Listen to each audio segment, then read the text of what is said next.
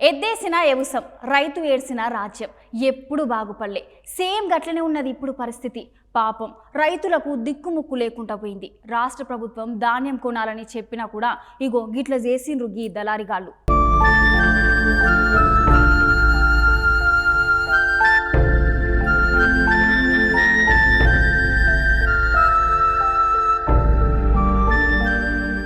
రైతన్నలే దేశానికి వెన్నెముక్క అంటారు కదా, గా మాట నిజమైతే ఎంత బాగుండేనో కదా. ఎందుకు గిట్లా అంటున్నా అంటే పాపం రైతన్నల కష్టాలు మన రాష్ట్రంలో అంతింత కాదుల్లా. చేసిన పంట చేతికొచ్చే యాలకు పంటకు గిట్టుబాటు ధర లేక రైతన్నలు 60 కష్టాలు పడుతున్నారు. రైతుల గోస ఎవరికి మూర్తలేదు. పాపం రైతన్నలు పండించిన పంటను మార్కెట్లకు తీసుకుపోయిన ఆ పంట కొనేటోళ్ళు లేక నెస్స ఇబ్బందులు పడుతున్నారు.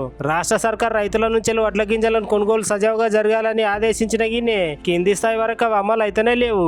మధ్య దళారిగాల చేతుల్లో రైతన్నలు ఎప్పుడు నలిగిపోతారు ఉన్నారు. పాపం జనగామ జిల్లాలో మార్కెట్ల రైతులు వడ్లు కొనాలని పోలీసుల కాలు పట్టుకున్నా కూడా కనికరం లేకుండా ఆ రైతన్నలను దూరం పెడుతున్నారు. అయితే అక్క అయ్యా మీ కాలు మొక్కుతా, మీ బాంచని నేను పండించిన ఈ వడ్లను కొనాలని ఏడుస్తూ కన్నిటితోటి దండం పెట్టినా కూడా వాళ్ళు కొనడం లేదు. చెప్పుకోనికే మాటల రైతు రాజ్యం గాని ఇప్పుడుగా రాజు బతుకు బజార్లో పడే కాలం వచ్చింది. పాపంగా అక్క దండం పెట్టిన వీడియో ప్రతి ఒక్కరు చూసి అన్నం పెట్టే రైతన్న కన్నీళ్లు పెడితే రాష్ట్రానికి మంచి జరగదని వీడియో చూసిన ప్రతి ఒక్కరు కామెంట్ చేసిర్రు.